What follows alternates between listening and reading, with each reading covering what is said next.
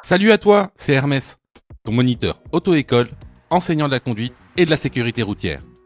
Aujourd'hui, je te propose un examen complet du code de la route, commenté et corrigé. Allez, on perd pas de temps, on commence tout de suite.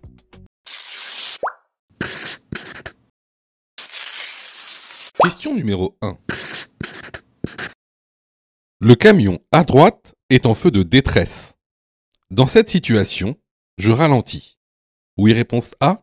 Non. Réponse B.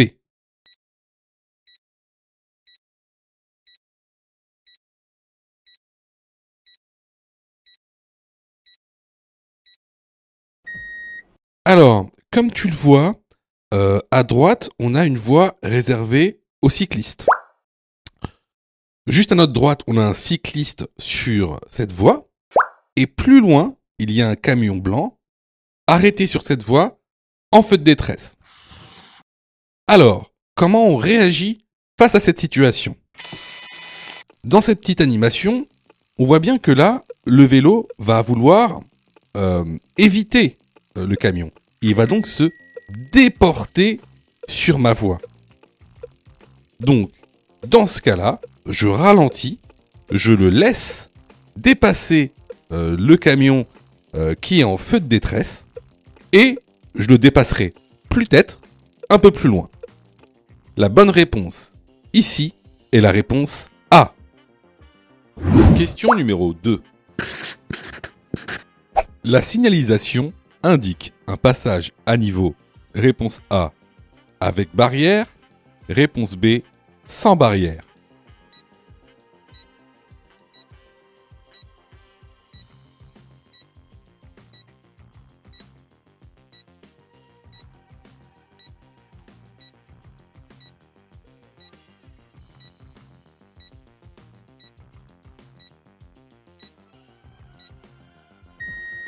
Alors, ça, c'est une question de cours vraiment basique.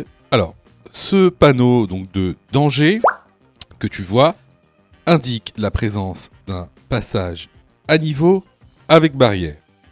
Le panneau qui indique un passage à niveau sans barrière est celui-ci. Donc, la bonne réponse ici est la réponse A. Question numéro 3. Un piéton peut être masqué par la camionnette. Oui, réponse A. Non, réponse B.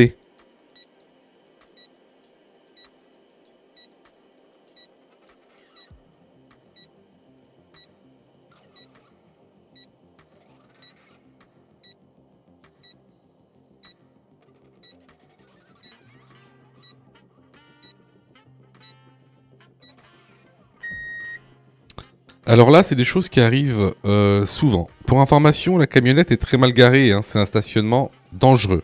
Pourquoi est-ce que c'est un stationnement dangereux ? Tout simplement parce que elle obstrue le champ de vision du conducteur. Donc derrière cette camionnette peut se trouver des piétons, des enfants avec des zones d'incertitude élevées. Donc effectivement, ici, la camionnette peut masquer un piéton. La bonne réponse est la réponse A. Question numéro 4. La signalisation indique une succession de virages dangereux dont le premier est à gauche.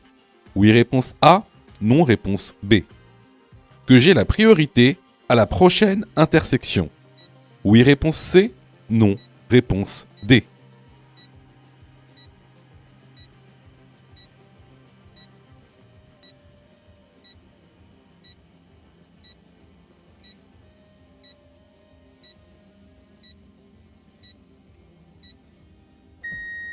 Alors ici, question super intéressante. Alors déjà, on a ce panneau. Que veut dire ce panneau ? C'est un panneau de danger qui nous avertit d'une succession de virages dangereux dont le premier est à gauche, comme le montre le petit dessin. Alors, il y a le pendant de ce panneau qui indique une succession de virages dangereux dont le premier est à droite, comme le montre le petit dessin. Vous voyez, le virage commence à droite.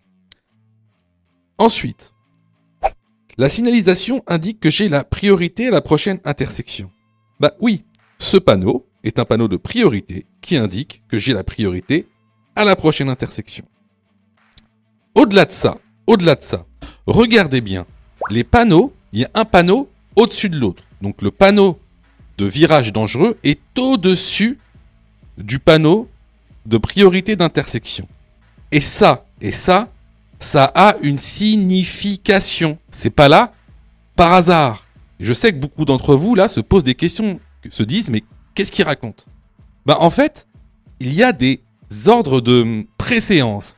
C'est-à-dire que lorsqu'un panneau est au-dessus de l'autre, qu'est-ce que ça veut dire? Ça veut dire que le panneau du bas concerne le panneau du haut. Ce qu'on appelle un ordre de préséance. Et là, qu'est-ce que ça veut dire exactement dans cette situation? Ça veut dire que vous serez prioritaire à la prochaine intersection qui se trouvera dans la zone de virage dangereux. C'est ça que ça veut dire. Pour en revenir à la question, la signalisation indique une succession de virages dangereux dont le premier est à gauche, la bonne réponse est la réponse A, que j'ai la priorité à la prochaine intersection, la bonne réponse est la réponse C. Question numéro 5. J'utilise mes feux de route. Oui, réponse A, non, réponse B. Je fais un appel de phare. Oui, réponse C, non, réponse D.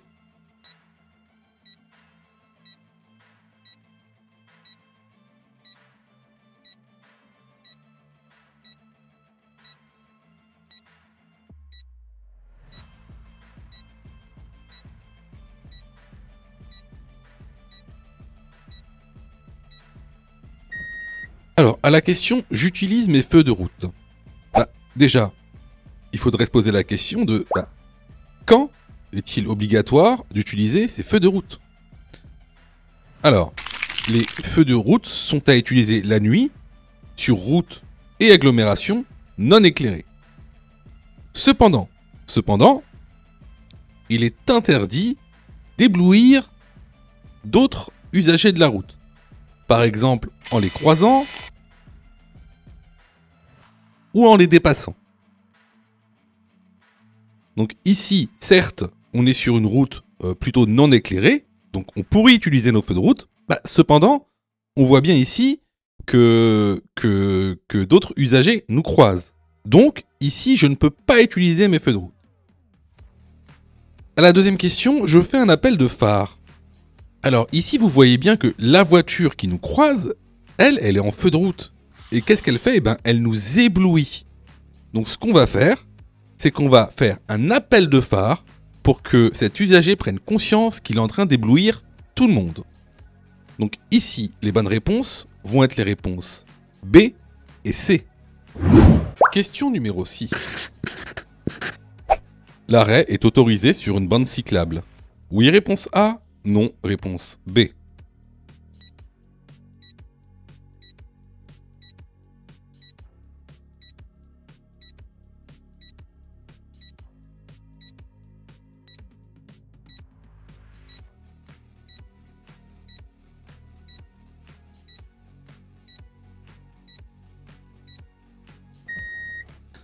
Alors, avant de répondre à la question, imaginez cette situation.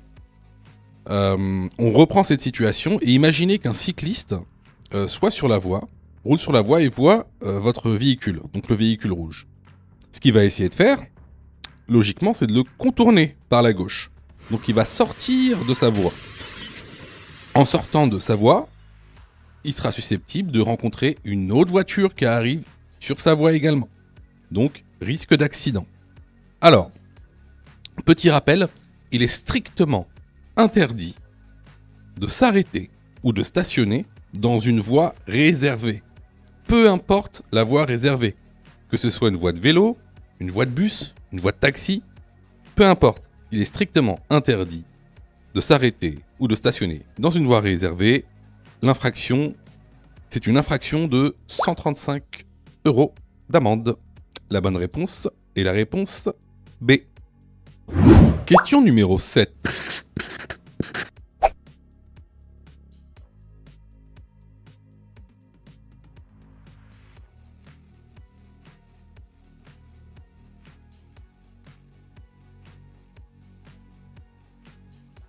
Je reste sur ma voie. Oui, réponse A. Non, réponse B.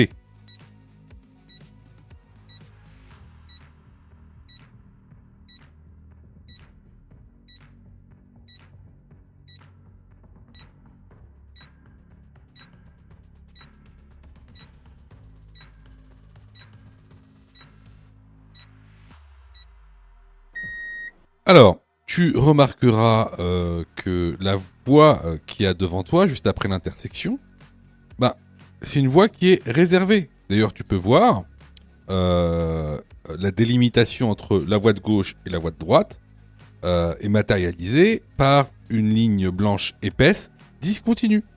Hein. Donc, c'est une voie de bus. Donc, ici, ce qu'on fait, c'est qu'on va se décaler à gauche pour prendre la voie réservée aux véhicules motorisés standards. Donc, la bonne réponse ici est la réponse B. Question numéro 8. Je circule sur une route à chaussée séparée, à 80 km/h. La distance de sécurité est de réponse A, 58 mètres. Réponse B, 48 mètres. Dans cette situation, ma distance de sécurité est bonne. Oui, réponse C. Non, réponse D.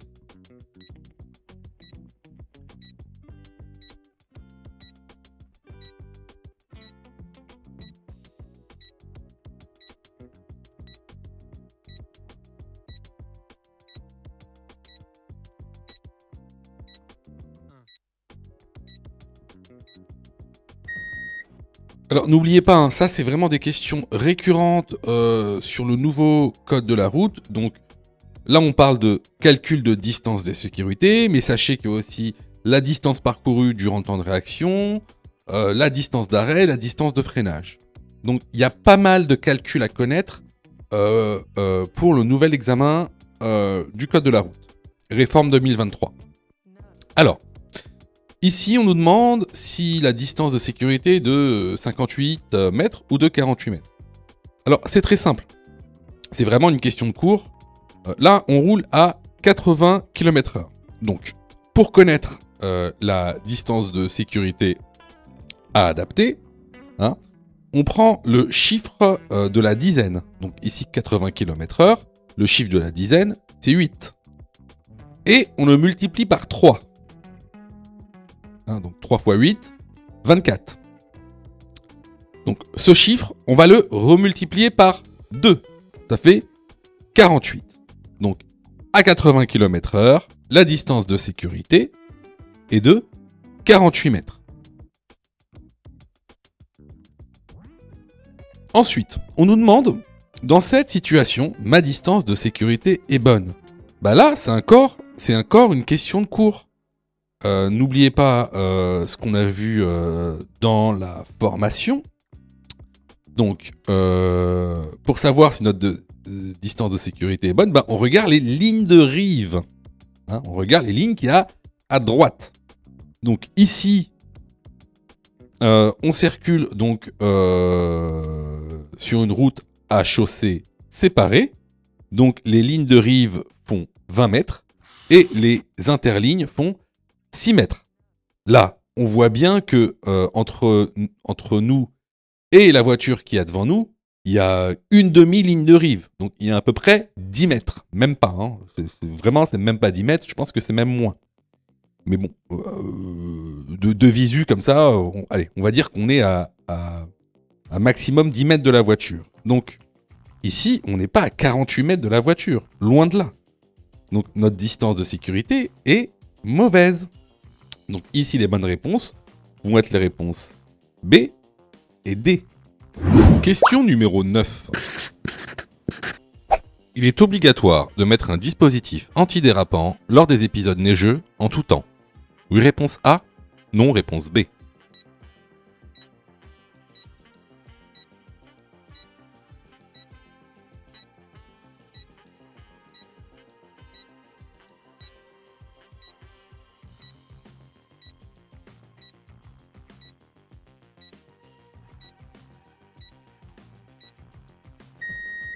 Alors ça, c'est une notion qu'on a vue vraiment à plusieurs reprises, que ce soit dans la formation ou dans les vidéos YouTube.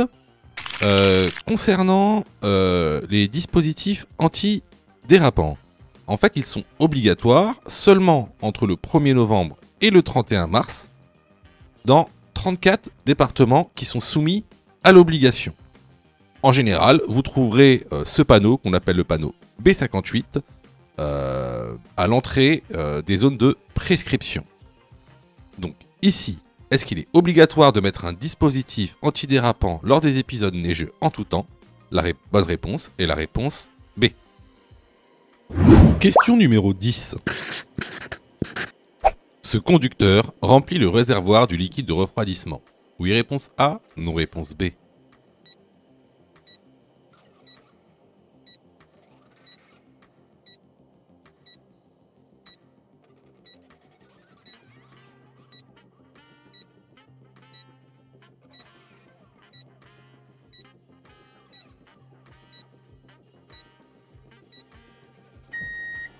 Alors, ici, ce qu'on voit, c'est le réservoir du lave-glace.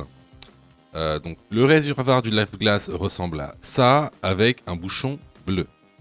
Le réservoir du liquide de refroidissement, en fait, c'est un ballon, et en général, avec un bouchon noir.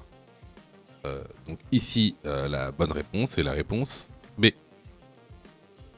Question numéro 11. Un véhicule peut avoir deux plaques d'immatriculation différentes. Oui, réponse A. Non, réponse B.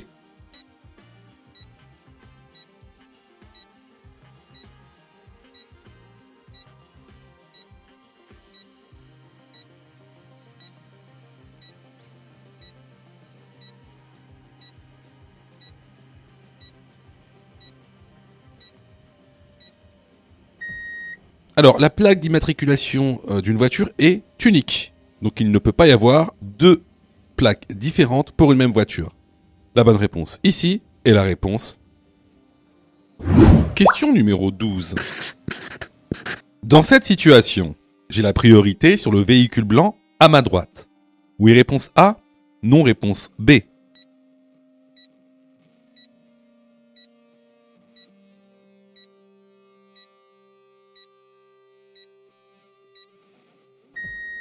Alors ici, on est dans une intersection sans marquage au sol et sans signalisation verticale.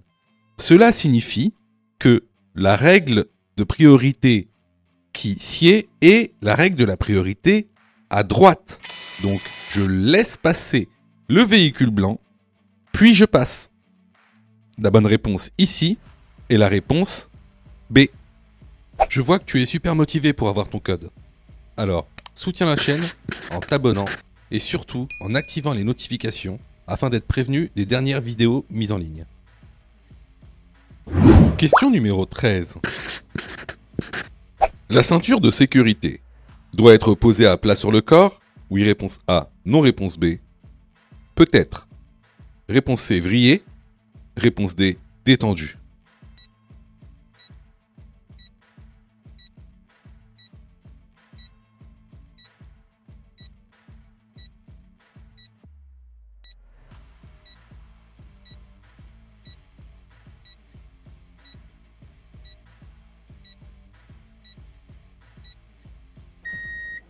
Alors, la ceinture de sécurité doit toujours être posée à plat sur le corps. Donc, épaules, torse, hanche. Elle ne doit pas être vrillée ni détendue. La bonne réponse ici est la réponse A. Question numéro 14. Je suis en infraction si je roule avec un compteur défectueux. Oui, réponse A. Non, réponse B.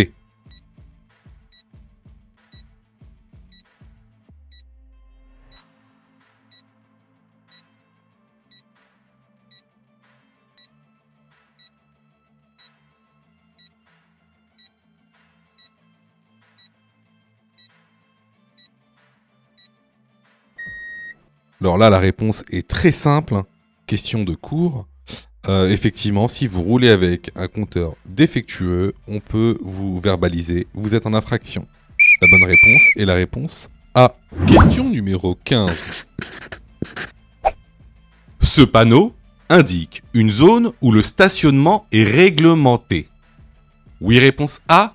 Non, réponse B.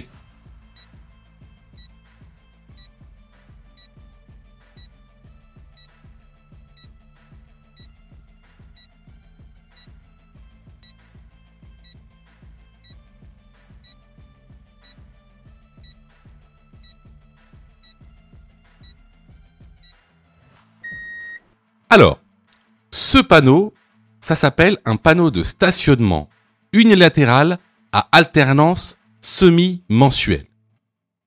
Qu'est-ce qu'il veut dire exactement? Eh bien, il signifie que du 1er au 15 du mois, tu es autorisé à stationner du côté impair de la route. Pour s'en souvenir, c'est très simple. 1, c'est impair, donc côté impair. Il signifie également que du 16 jusqu'à la fin du mois, tu es autorisé à stationner du côté pair. Pour s'en souvenir, c'est simple. 16, c'est pair. Alors, pour savoir c'est quoi le côté pair, c'est quoi le côté impair, c'est simple. Il faut regarder le numéro des appartements ou des maisons qui se situent sur le trottoir. Il faut juste que tu ouvres les yeux et que tu regardes.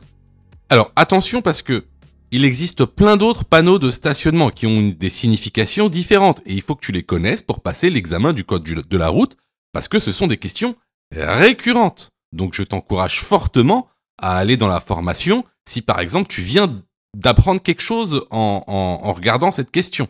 Parce que tu devrais pas normalement. Donc ici, pour répondre à la question, ce panneau indique bien une zone où le stationnement est réglementé. La bonne réponse ici est la réponse A. Sais-tu que Mon Code de la Route est aussi une plateforme pédagogique qui te permet de passer ton examen du code à partir de seulement 9,90 €. Et on a même conçu, spécialement pour toi, un programme qui te permet d'obtenir ton code en un temps record. C'est le programme Mon Code en 10 jours. Avec un calendrier de révision personnalisé, un contenu pédagogique par thème conforme à la nouvelle réforme, des nombreux tests d'examen blanc issus de l'examen officiel, accessible sur smartphone, tablette et PC durant 1 an et en accès illimité. Et surtout, cette formation est 100% remboursée en cas d'échec à l'examen.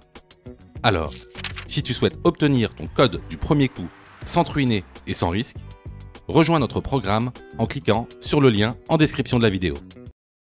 Pour ça, tu as juste à cliquer sur le lien en description et à choisir ta formule. Question numéro 16. Question numéro 17. Le délit de fuite est le fait de ne pas s'arrêter lors d'un contrôle de police. Oui, réponse A. Non, réponse B.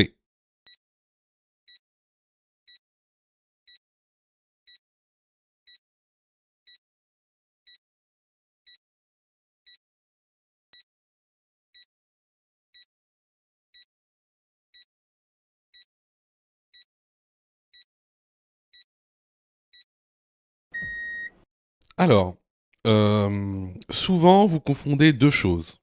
Le refus d'obtempérer et le délit de fuite. Le refus d'obtempérer, c'est lorsque vous n'obéissez pas à l'ordre d'un policier.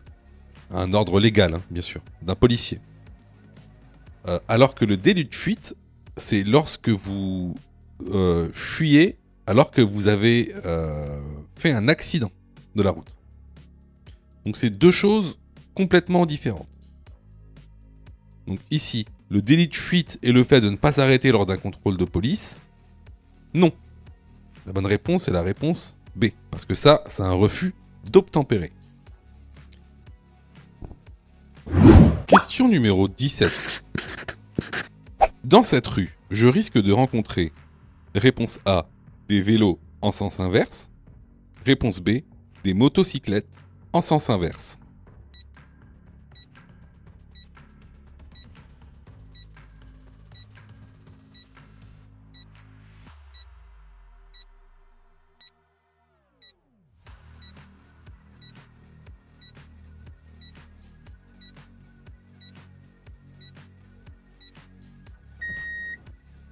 Alors ici, comme tu peux le voir à gauche sur la signalisation donc horizontale au sol, on a une voie réservée.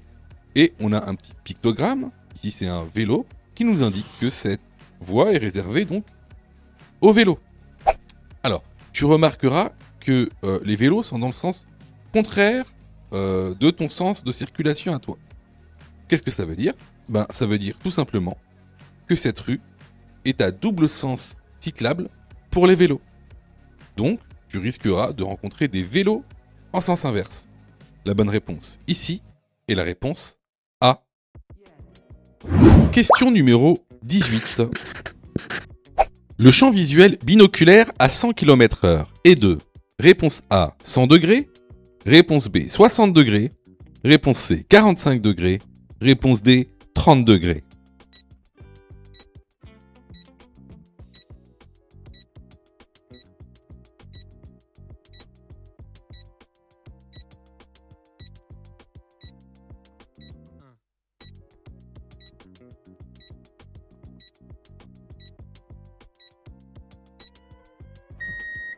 Alors, tout d'abord, c'est quoi le champ visuel? Alors, le champ visuel, c'est la portion de l'espace que vous pouvez voir. Alors, il existe le champ visuel binoculaire, c'est ce que vous pouvez voir avec vos deux yeux, et le champ visuel monoculaire, c'est ce que vous pouvez voir avec qu'un seul œil.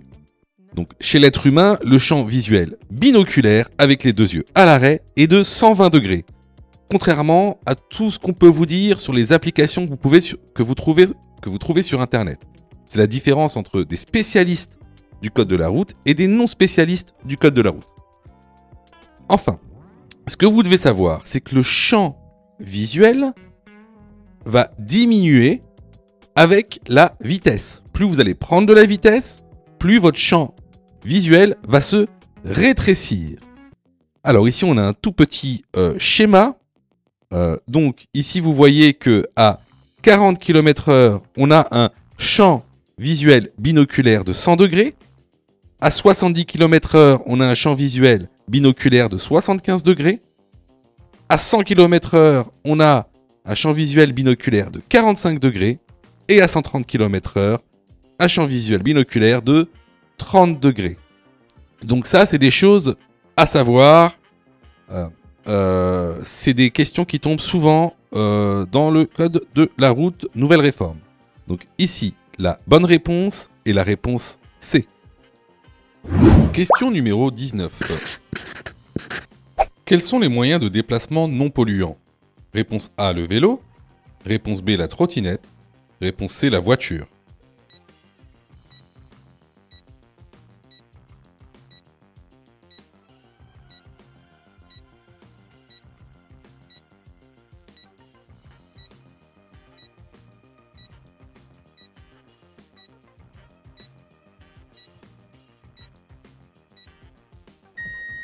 Alors ici, bien sûr, comme moyen de déplacement non polluant, on aura tout d'abord le vélo et puis la trottinette. Bien sûr, la voiture ne sera pas un moyen de déplacement non polluant car il émet du CO2. Les bonnes réponses ici sont les réponses A et B. Les vidéos sont totalement gratuites, donc abonne-toi pour aider la chaîne et surtout, active les notifications pour être prévenu des dernières vidéos et avoir ton code beaucoup plus rapidement. Question numéro 20. Le feu clignote à l'orange. Je vais devoir céder la priorité à droite à la prochaine intersection. Oui, réponse A. Non, réponse B.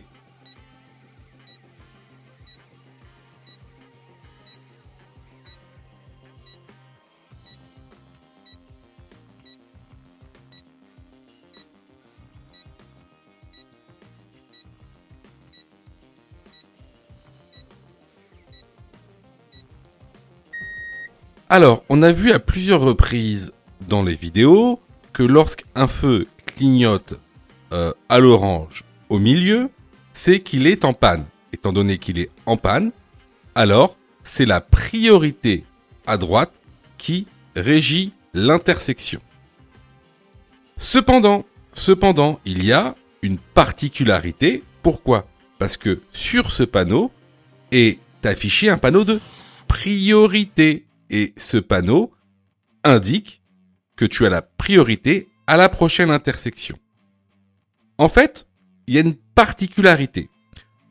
Lorsque le feu est en panne et qu'il a un panneau de priorité attaché à lui, alors ça veut dire qu'il remplace le feu. Ça veut dire qu'il te donne en fait le régime de priorité dans le cas où le feu est en panne, comme on peut le voir ici sur la photo. Alors c'est pour ça que c'est important de se former, parce que parfois vous pensez connaître quelque chose, mais vous le connaissez pas dans son intégralité. Et encore là, on a vu juste une petite partie, on va dire des connaissances sur les feux orange clignotants et des panneaux qui peuvent s'y trouver et d'autres choses encore. Hein. Donc c'est vraiment une toute petite partie. Hein. D'où l'importance de se former, parce que parfois on croit connaître des choses, mais on les connaît pas, en tout cas pas en totalité. Donc ici, la bonne réponse est la réponse B. Question numéro 21.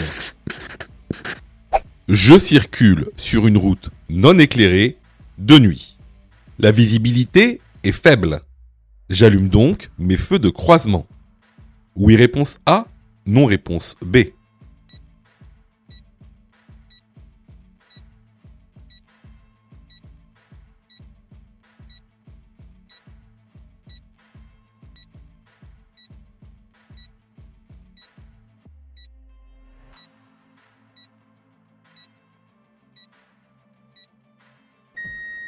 Alors, effectivement, ici, on circule sur route, c'est-à-dire soit sur autoroute, voie rapide. Et celle-ci est non éclairée. Donc, afin d'être vu et de voir, on va allumer ces feux de croisement.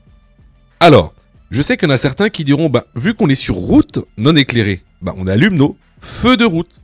Alors, c'est une bonne question. Pourquoi on n'allume pas ces feux de route? Tout simplement parce qu'on a d'autres usagers avec nous, comme vous le voyez sur la photo. Hein, il y a des usagers, donc si on allume nos feux de route, qu'est-ce qui va se passer? On va les aveugler.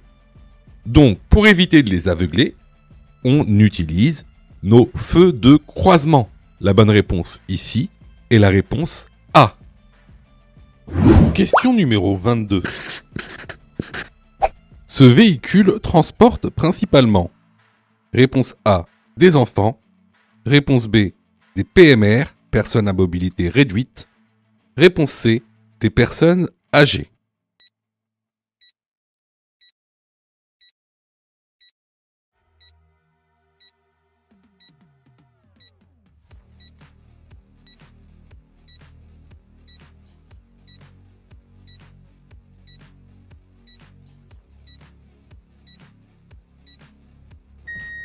Alors, le panneau que tu vois sur le pare-brise arrière de ce car indique qu'il transporte des enfants. La bonne réponse ici est la réponse A. Question numéro 23. Ce véhicule est à l'arrêt. Il est en infraction. Oui, réponse A. Non, réponse B. Il encourt une amende. Oui, réponse C. Non, réponse D.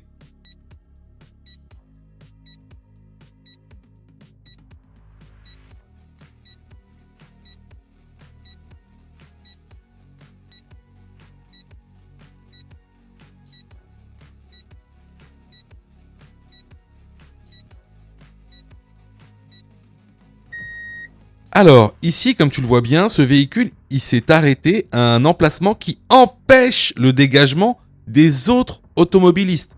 C'est une infraction, c'est ce qu'on appelle un stationnement gênant, qui est sanctionné par une amende de 35 €.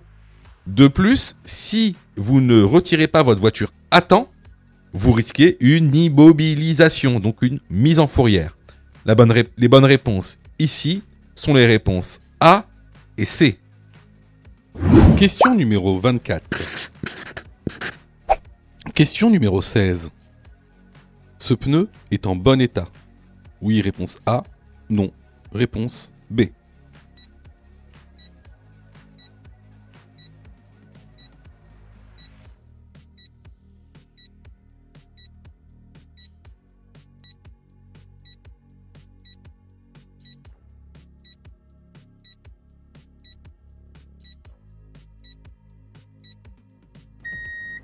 Alors là, vous pouvez voir qu'en son centre, le pneu est lisse. Il n'a plus de sculpture. Il y a quelques petites sculptures sur les côtés, mais en son centre, il n'y a plus de sculpture. Le pneu est lisse, 135 € d'amende.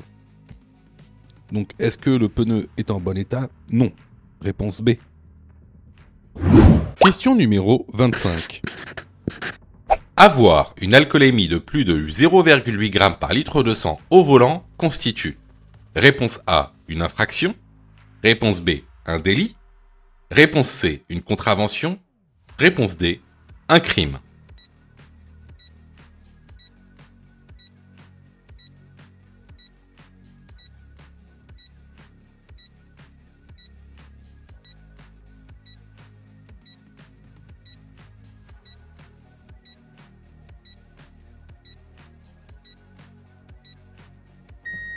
Alors, souvent, vous confondez tout. Vous confondez contravention, infraction, délit. Donc, on va voir tout ça tout de suite. Alors, c'est quoi une infraction Une infraction, c'est le fait de contrevenir à la loi. D'accord? Et lorsque vous allez contrevenir à la loi, vous allez avoir des sanctions. Et il y a différents types de sanctions qui sont classées selon leur gravité.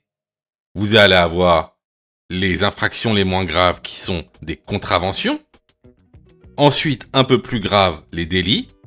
Et ensuite, les plus graves qui sont les crimes. Alors, concernant les contraventions, c'est quoi? Les contraventions, ce sont des sanctions pécuniaires, par exemple des amendes, plus des sanctions administratives. Par exemple, des retraits de points, des suspensions de permis, des annulations de permis. Ensuite, les délits, ça va être quoi? Ça va être la même chose, sauf que ce sera un peu plus. Ce sera des amendes un peu plus grandes, ce sera des sanctions administratives un peu plus grandes, et également des peines de prison. Hein, pour les délits, les peines de prison vont de 2 ans à 10 ans.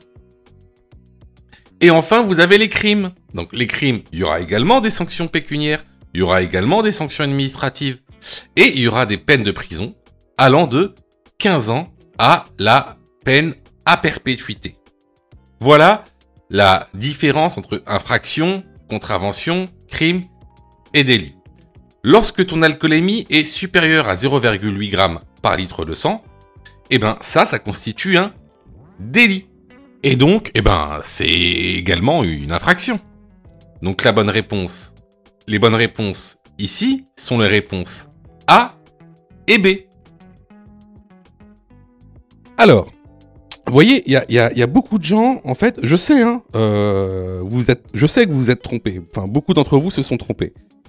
Je sais que vous passez beaucoup de temps à réviser votre code. Je le sais. Sûrement que même vous avez une application gratuite. Mais vous savez, les applications gratuites, si c'est gratuit, ne pensez pas que vous allez avoir de la qualité. D'accord? Ne pensez pas ça. C'est pas pour rien qu'il y a 40% de taux d'échec. Quasiment la moitié des gens qui regardent cette vidéo vont rater leur code. Pas parce qu'ils n'ont pas travaillé, pas parce qu'ils sont nuls, parce que vous avez été mal formés. C'est pour ça que nous, on vous propose donc une plateforme de formation 100% dédiée au code de la route, réalisée par des professionnels, avec une méthodologie adéquate qui vous permettra d'avoir votre code de la route rapidement. En plus de ça, vraiment, ça coûte pas cher. Vous pouvez commencer à vous former pour 9,90 €. Ça, c'est la formule la plus basse. Sinon, vous pouvez même choisir la formule Mon code en 10 jours. Et avec cette formule, vous êtes 100% remboursé si vous ratez votre code. Simplement en envoyant la preuve de votre échec. Donc voilà, moi un petit conseil que je vous donne, surtout si vous êtes trompé à cette question, allez dans la plateforme, formez-vous correctement, vous allez voir, ça va bien se passer. Allez, question suivante. Question numéro 26. Les deux passagers sont correctement installés. Oui, réponse A, non, réponse B.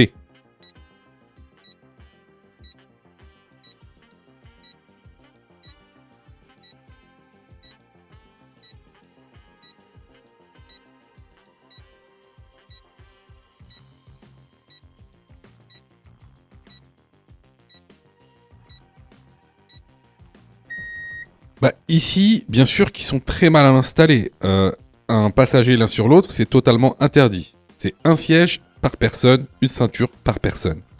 La bonne réponse ici est la réponse B. Question numéro 27. Ce panneau indique un passage à niveau. A avec barrière, B avec un feu, C sans demi-barrière ni barrière.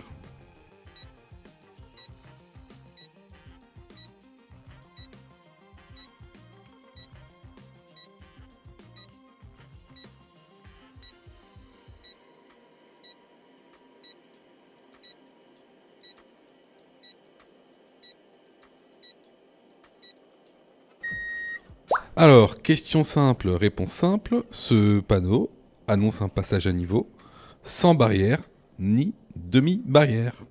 La bonne réponse est la réponse C. Question numéro 28. Je peux m'arrêter le long du trottoir pour faire descendre un passager. À droite, oui, réponse A. Non, réponse B. À gauche, oui, réponse C. Non, réponse D.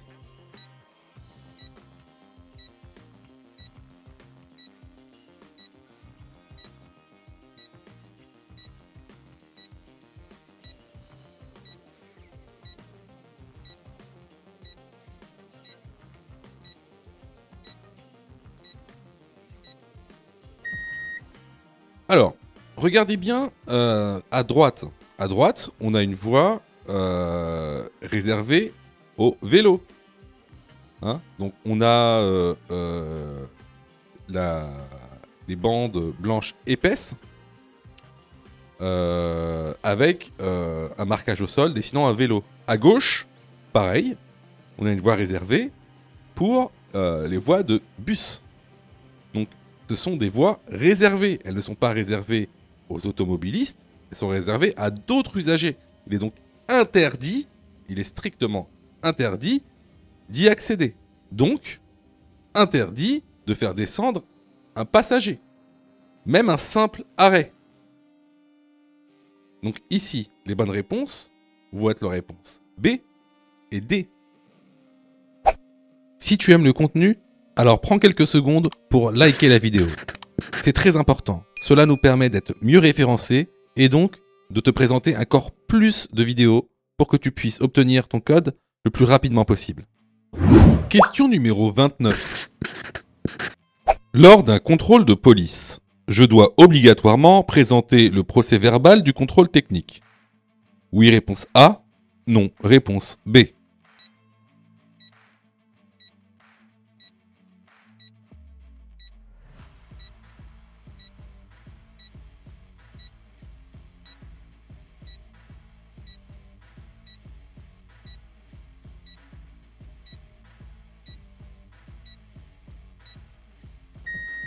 Alors ça, c'est une question qu'on a vue plusieurs fois.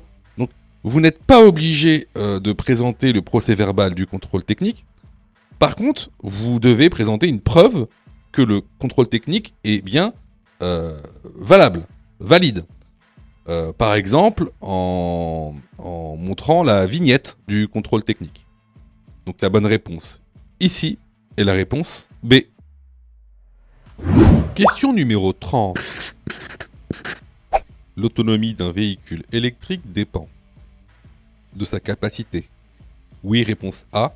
Non, réponse B. De notre conduite. Oui, réponse C. Non, réponse D.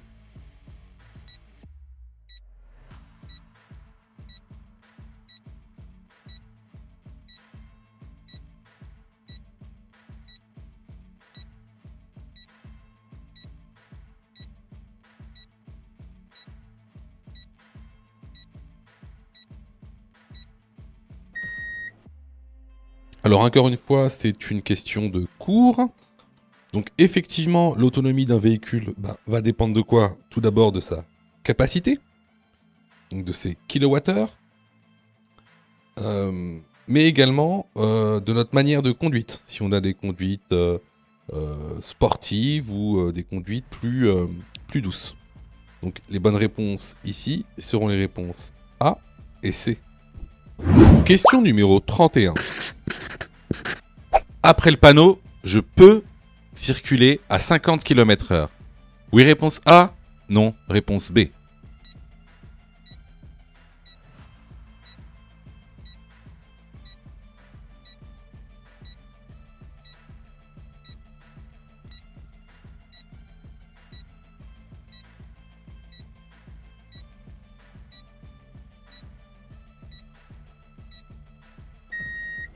Alors effectivement, ce panneau indique, donc comme c'est indiqué, un panneau de fin de zone où la vitesse était régulée à 30 km/h maximum. Donc après le panneau, je peux circuler à 50 km/h. La bonne réponse est la réponse A. Question numéro 32. Je me prépare à m'arrêter. Oui, réponse A. Non, réponse B.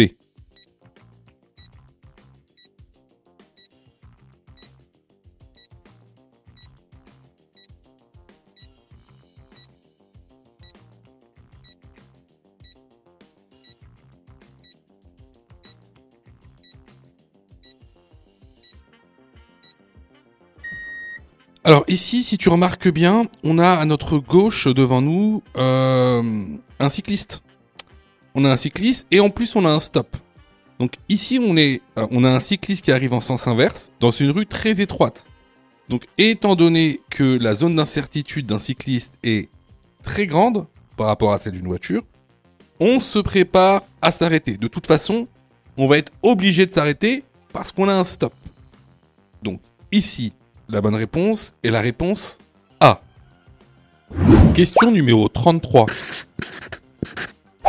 Avant un long voyage, je prépare mon itinéraire en listant les stations de recharge électrique sur mon trajet. Oui, réponse A. Non, réponse B.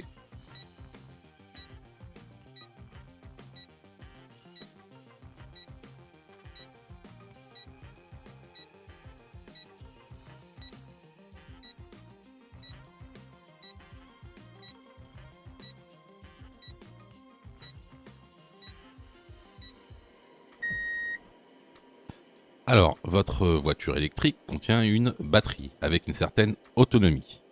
Donc, avant un long voyage, bien sûr, je le prépare et je regarde les stations donc, de recharge qui se trouvent sur mon itinéraire. La bonne réponse est la réponse A. Question numéro 34. Je protège la victime. Réponse A. En plaçant un triangle de présignalisation. Réponse B. En déplaçant la victime. Réponse C. En allumant les feux de détresse.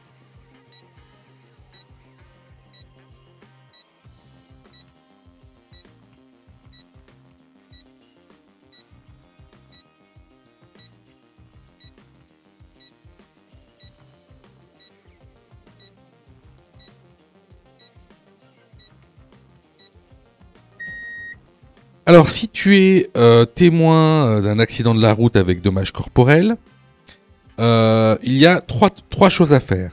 C'est protéger, alerter, secourir. Il faut les faire dans l'ordre. Alors ici, la question porte sur la protection. Comment protéger une victime d'un accident de voiture? Alors, tout d'abord, en allumant les feux de détresse pour prévenir les véhicules derrière qu'il y a eu un accident. Ensuite, en plaçant un triangle de présignalisation en amont pour justement réguler la circulation. Surtout, ne jamais déplacer une victime inconsciente. Donc, on ne déplace pas la victime si elle est inconsciente, comme ici sur la photo. Donc, pour cette question, je protège la victime en plaçant un triangle de signalisation et en allumant les feux de détresse. Les bonnes réponses sont les réponses A et C. Alors, clairement, ici, c'était une question basique, une notion de cours basique. Donc, si tu as eu faux à cette question, je t'encourage vivement à aller te former sur notre plateforme de formation ou ailleurs.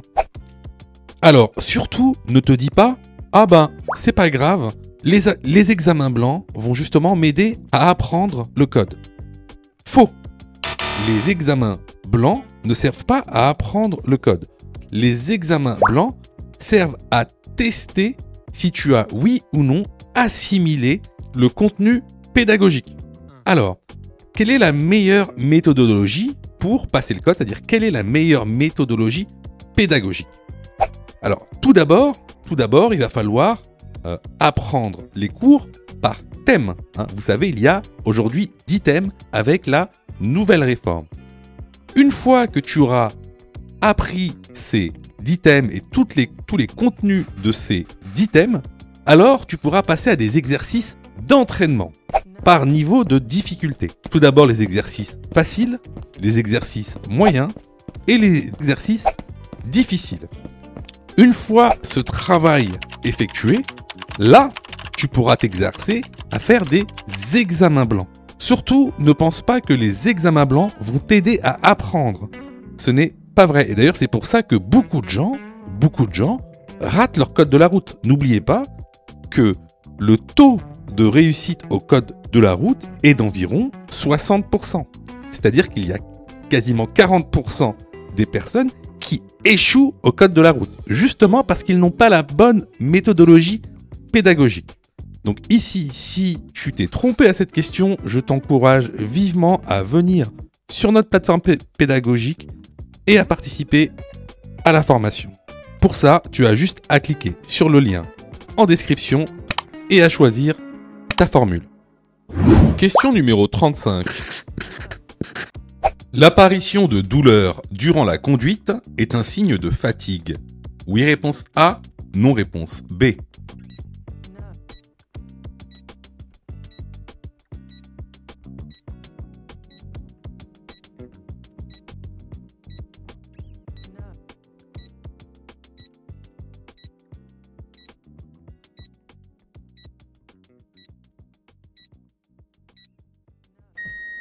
Alors, si tu conduis et que tu commences à avoir des douleurs, par exemple, à la nuque, aux jambes, au dos, mais également si tu commences à voir que tu as les paupières lourdes, par exemple, ou que tu as la bouche sèche, tout ça, effectivement, ce sont des signes de fatigue. Donc oui, l'apparition de douleurs est là pour te dire, attention, il faut que je me repose.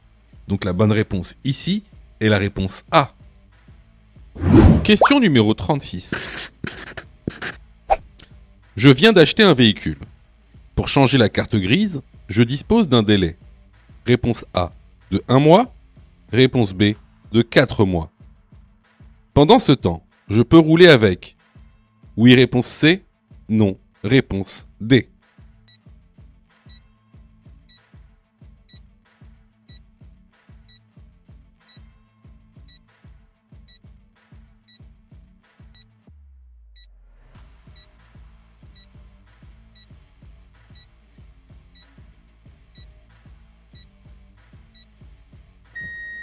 Lorsque vous venez d'acheter un véhicule d'occasion, vous avez 1 mois pour changer la carte grise. Pendant ce temps-là, vous pouvez rouler avec en utilisant le coupon détachable de l'ancien propriétaire. Les bonnes réponses ici sont les réponses A et C. Question numéro 37.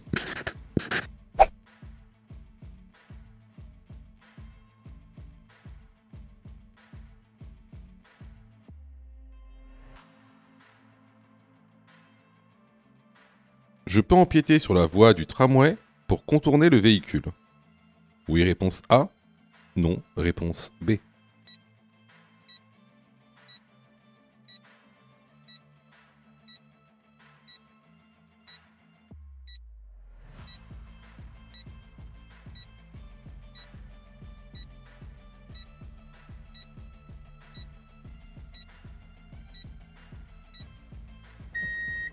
Alors, devant nous, on peut apercevoir une voiture donc grise qui est mal garée. Donc là, si je reste sur ma voie, il y a des chances pour que je percute ce véhicule. Alors, avant d'emprunter momentanément la voie du tramway, déjà je regarde si il y a un tramway sur la voie ou peut-être une voiture qui veut me dépasser. Alors, lorsqu'on regarde le rétroviseur extérieur gauche, on voit qu'il n'y a rien, ni tramway, ni voiture. Donc je peux empiéter de manière momentanée sur la voie de tramway pour pouvoir dépasser le véhicule mal garé. Donc la bonne réponse ici, c'est la réponse A. Question numéro 38. Sur certains véhicules, je peux démarrer la voiture à distance. Oui, réponse A. Non, réponse B. Démarrer le moteur à distance. Oui, réponse C. Non, réponse D.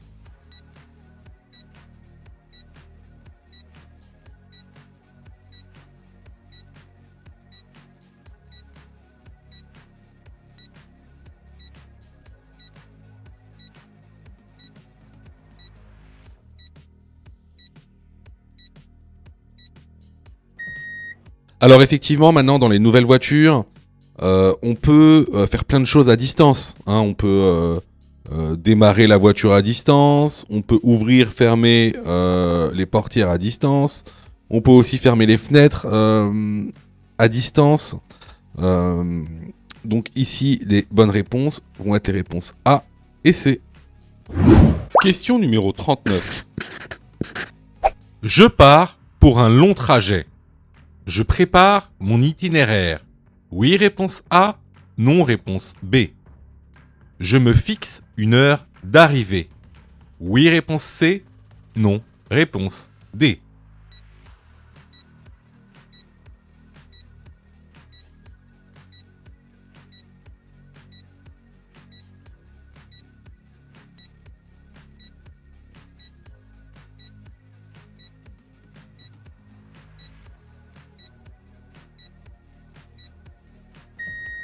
Alors, encore une fois, une question qui est souvent posée lors des examens du code de la route. Alors, écoutez bien. Lors d'un long trajet, il faut toujours préparer son itinéraire et ne jamais se fixer d'heure d'arrivée. Il ne faut pas se fixer d'heure d'arrivée. Pourquoi ? Encore une fois, parce que ça va créer de l'anxiété, de l'énervement qui vont accroître les effets de fatigue et donc augmenter les risques d'accident. Donc ici, les bonnes réponses vont être les réponses A et D. Alors là, c'était vraiment une question de cours qu'on voit régulièrement dans la formation. Donc, si vous avez eu faux à cette question, vraiment, je vous incite vraiment à vous former, hein, que ce soit chez nous ou ailleurs. Alors, je reçois plusieurs messages de votre part, d'ailleurs, je vous en remercie. Alors, vous me posez souvent deux questions. Alors, la première, c'est quand est-ce que je suis prêt pour passer mon code ? Et la deuxième, c'est est-ce que je dois suivre la formation ? Alors, tout d'abord, on va répondre à la première question. Quand est-ce que tu es prêt pour passer ton code ? C'est très simple. Si tu fais moins de 5 fautes sur les 5 dernières séries d'examens blancs que tu as fait, alors tu es prêt à passer le code de la route. Donc attention, hein, ça veut dire qu'il faut que sur les 5 dernières séries que tu as faites, de manière consécutive, il n'y a pas une seule série où tu as fait plus de 5 fautes. Donc si tu as fait plus de 5 fautes à une seule série, il faut que tu continues à faire des examens blancs. La deuxième question. Est-ce que il serait mieux pour moi de prendre une formation ? Alors, là, c'est pareil. Si tu fais 8 fautes ou plus sur les 5 dernières séries d'examens blancs que tu as faites, alors, il est vivement conseillé de te former. Ça veut tout simplement dire que il te manque certaines notions essentielles. Ça veut pas dire que tu connais pas ton cours, ça veut dire qu'il te manque des notions essentielles pour pouvoir progresser. Et clairement, c'est pas en faisant des examens blancs que tu vas progresser, tu vas même plutôt stagner. Voilà. Donc si tu as fait 8 fautes ou plus sur l'une des 5 dernières séries que tu as faites, je te conseille vivement de te former. Surtout que on a mis en place donc une plateforme pédagogique qui répond vraiment à tous vos besoins. On a fait en sorte que tout le monde puisse se former au code de la route. Vous avez la formule standard, par exemple, qui est à 19,90 € par an. Donc vous payez une fois 19,90 € et vous avez le droit à toute la plateforme pendant 1 an en illimité, avec tous les cours, tous les 10 thèmes, plus de 1200 questions issues de l'examen officiel, commentées et corrigées. Vous avez pour ceux par exemple qui veulent passer leur code rapidement, la formule à mon code en 10 jours, pour passer son code en 10 jours, qui est à 39,90 € par an, en illimité. Et en plus, si vous ratez votre code, eh ben vous êtes 100% remboursé, seulement en envoyant votre preuve d'échec. Sinon, pour ceux qui le souhaitent, vous avez la plus petite formule, la formule basique, qui est à 9,90 € par semaine. Celle-ci, c'est une formule qui est hebdomadaire, qui en général est réservée à ceux qui ont déjà passé leur code et qui ont échoué. C'est une sorte de remise à niveau. Donc, vraiment, il y en a pour tous les besoins et il y en a aussi pour tous les prix. Et c'est vraiment pas cher. Ce serait bête de rater son code alors que vous auriez pu vous former pour 9,90 €. Question numéro 40. À droite, je pourrais A. Acheter à manger, B. Faire une pause, C. Téléphoner avec mon portable.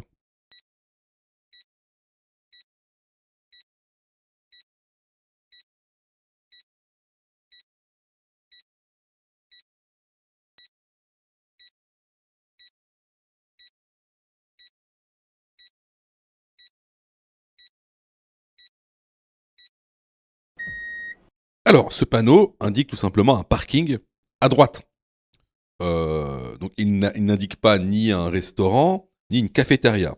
Donc, sur un parking, vous pouvez faire une pause et téléphoner avec votre portable. Donc, ici, les bonnes réponses sont les réponses B et C. Si tu as fait 8 fautes ou plus, ne panique pas.